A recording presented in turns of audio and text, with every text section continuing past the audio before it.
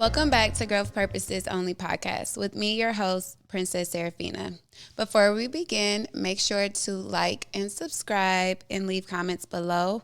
If you are new to our YouTube, you can find us at For Growth Purposes Only, no spaces, on YouTube, and we are available on all streaming platforms. I wanted to get straight into today's topic of anxiety. The last episode, I had like a complete breakdown. I had a few moments of where anxiety was just building up, and I am filming alone, but that particular episode, there were people around setting up for a separate event, and I walked into it and I wasn't prepared for that. So I had a lot of moments where I kind of shut down. I am still trying to work on my confidence when talking in front of the camera alone, yet with other people around. So I had moments where I was sitting here just like ready to break down in tears to the point where I was like, what am I going to do? Like I really had to push through. I really had to overcome. And I gave my episode in bits and pieces, even just like trying to push through, trying to ignore the obvious of the people being around me. And it was very, very hard. But I understood I had time and I needed to be able to record my episode and still get the message across. So during those moments, I had a weak moment where I was just like, I can't do this. Like it was just that hard for me. And I don't truly think that is what I wanted to tell myself, because I've been really working on being more positive, being more uplifting in my challenging times. But I feel just for a second the devil almost had me. I feel like he was trying to pull me back into like my old ways of thinking, things I've truly worked hard on pulling myself out of. And in those moments, in that particular moment, I felt so uncomfortable. I felt the most uncomfortable feelings. I wanted to just cry, and I'm a very like strong person, so I just like withheld the tears, but I really wanted to break down. That's how hard it was for me in that moment. And I had to remember like this is a part of my journey. I really had to push through like in order to be able to really say and do what I'm called here to do. It was very trying. I wanted to get up. I wanted everybody to leave, and I tried so hard not to get distracted. And it just reminds me of how many times when we're trying to go straight and narrow that we can get pulled back. And it's up to us to be able to fight through those moments. Anxiety is just a name for a condition, and I try not to label myself with anything.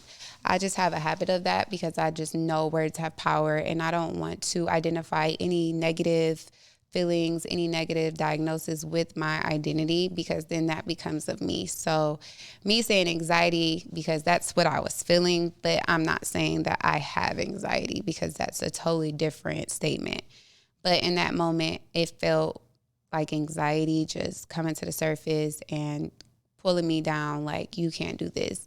And I should feel confident by now, but like I said, I record alone. So being able to talk in front of other people was like very new to me, and it was unexpected. And I'm learning that God will do that. He will unexpectedly challenge you, because comfort lies no growth, and I'm here to grow with you guys, and I had to grow through that experience. So after this episode, go back and watch that episode and just tell me, or leave comments below and let me know if you could see the anxiety, if you can see the difference in my posture. I'm also learning how to be more present and not so rehearsed. My whole idea is to be more authentic, and I'm a perfectionist, so breaking out of that, everything has to be perfect mindset, and just giving you guys the raw things, the raw, authentic truth, the reality, without me having to rehearse it, because I'm not perfect in my everyday life, and I show up as my true self without rehearsal. So growing through these growing pains of just being present, that brings me to the idea of, like I was talking about last episode with control. I wanted the environment to be controlled. I wanted to run the episode as I've had in the past, and I wasn't able to do that. And that was just another moment that I had to surrender. So this would be more of a part 2 to that episode of me just surrendering and having just more in the moment feelings, more in the moment truths about how that felt for me. And over time, at the end of the episode, as I was getting up, they definitely chimed in, definitely gave me feedback. And one of the things that sat with me the most was that they liked what I talked about. But to me, in the moment, I wasn't even sure if my message was getting across because of how nervous I was and how stressed I was in that moment. So it felt good at the end to know they still were able to capture the message I was trying to give. So it was some learning cues there and instant feedback, which I really appreciated because sometimes I don't get to see that until the end or until the edits. So that definitely helped ease the feelings I was feeling at the end of it, and also preparing me for what's to come, because I know God has a bigger plan for all these episodes. So just having people around, having a live, so to speak, audience kind of help build the confidence that I need to show up. And that's what I want to be. I want to be that person that can show up confidently to this job or to wherever I'm called to be without worrying about what someone else thinks or what someone else feels, and just being authentic. I think authenticity is how people relate better anyway, so I'm able to just now accept it. I will say I'm growing more in my confidence, and these situations I'm able to reflect on. So I kind of sat on my ride home, I was sitting back and I was reflecting on that episode, and I was just okay, I could have done this, I could have done that, but I did it. And I was actually supposed to record this episode that same day. And I was even in the bathroom, all right, I could do this again. But, I'm here today recording it. But it was just shows me that once I overcame that fear, how more confident I was ready to do it again. And that also brings me in a good space, and it helps me realize that fear is just an illusion. I don't even know why I was scared. I don't know why I felt those feelings, but our thoughts sometimes will play tricks on us, and I was so worried about other people's reactions, or maybe just the reality of them being present was kind of bugging at me. But it's just those negative thoughts again trying to tell me something that isn't necessarily true. So I'm so excited to be able to be at this phase of my journey, to feel confident in my story and feel confident in sharing in front of other people. I thank God for tests because they really show us more about ourselves than what we really are willing to acknowledge. I think that's super important because we only know our current state. So when these tests come in, we get to apply. Just like me being a teacher, I'm giving lessons every single day, and then there's the test. Now we get to apply all the lessons that they have learned, and that's me. So over time, practicing at home, practicing my own recordings, just getting comfortable in front of the camera. And then there was a test where I had somewhat of an audience and I had to deliver. And I would say I probably would grade myself a C+.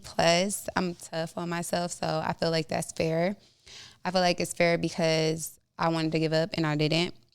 And I also realized that I still was able to have their attention, which is ultimately the goal, because they were busy. And for them to be I heard and you said some good stuff. And so those things let me know that whatever I was saying was still captivating for the moment. And they were able to try listen and really kind of hear what I was saying.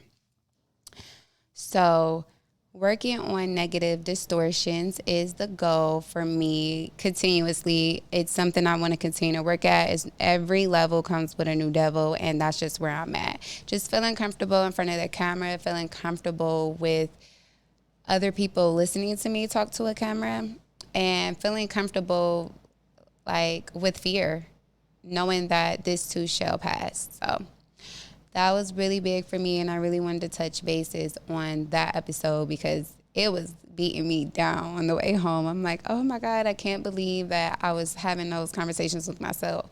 I can't. And can't shouldn't be in my vocabulary. So it was like even harder for me. And it still just shows that we can slip up and go backwards and still be able to go forward. So yeah, in that moment, I was like, dang, I'm going backwards. But now, shortly after, I'm able to recognize how it happened and how I can get better at it. So practice makes progress.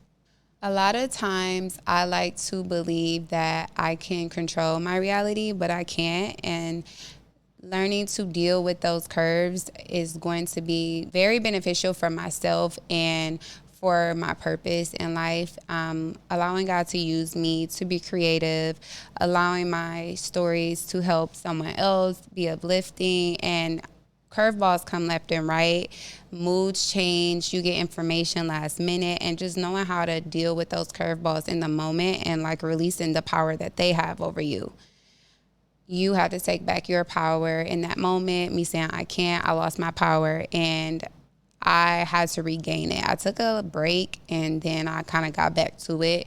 So I was finding ways to get back into control and release the devil up off me with those thoughts and, hear God's voice like, you got this, you're doing this, complete this. And I was so happy to be able to complete it. I wanted to spend this month talking about love and relationships because they play a big part of how we view the world. And I've learned to love people regardless. I think a lot of people like to hold others to their doings. And I'm really at a place where just accepting people for who they are. When you accept them, you understand that they're where they are and you where they are, and you just place them where they belong. So when I'm looking for a partner, well, I'm not looking, but when that time comes where I get to decide or I'm presented with a partner, I know that love is number one for me. And there's always all these debates over social media about like what a partner should have, how much money in the bank account, all their stats. And truthfully, that's their accomplishments. And I don't feel like you should not consider those things, but I also feel like they should not be the ultimate determination. I feel like God can make anything. He can make something out of nothing.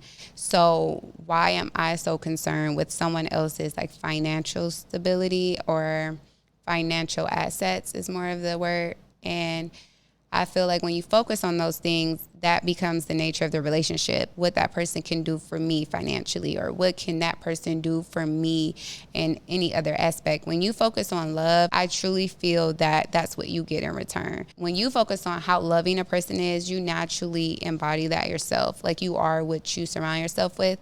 So deciding if how loving someone is a reflection also of yourself, because you know what love should feel like. You know what you want love to look like for yourself. And it shouldn't just be engulfed in financial assets. You should know how it feels. You should know what it looks like. You should know what it sounds like.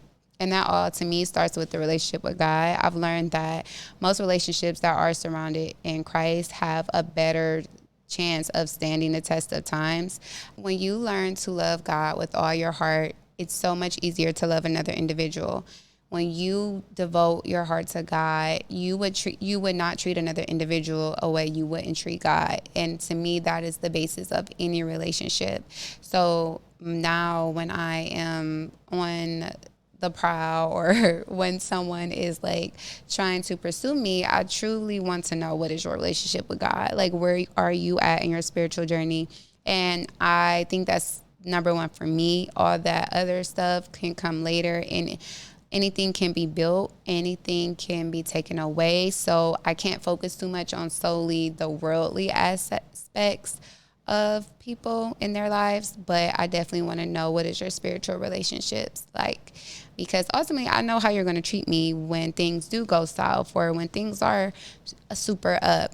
That really is the component for a successful relationship in my eyes.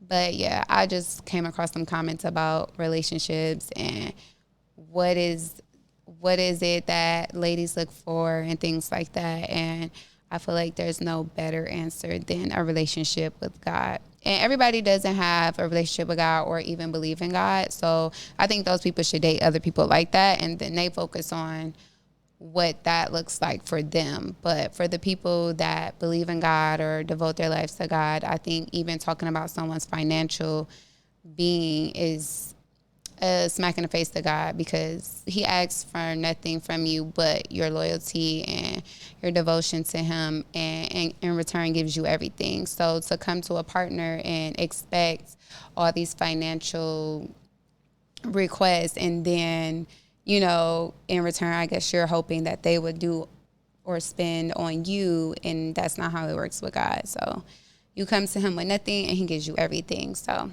I kind of would love a man that is engulfed in Christ, and then from there, the possibilities are endless. And I'm raising little girls as well, so that's super big for me. I would love a man around the house, a God-fearing man, because then they will be raised on unconditional love, and they will understand that these worldly matters don't matter if you have someone who truly loves you and loves God.